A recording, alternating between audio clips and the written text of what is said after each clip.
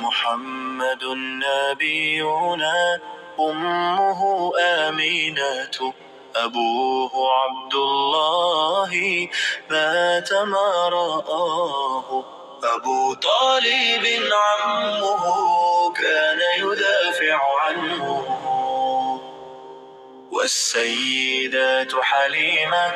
مرضعته الكريمات والسيدات خديجة زوجاته الآمينات قد ولد في مكة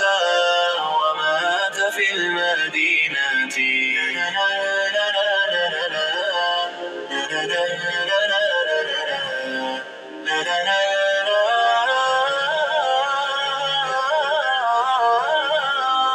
محمد نبينا أمه آمنة أبوه عبد الله مات ما رآه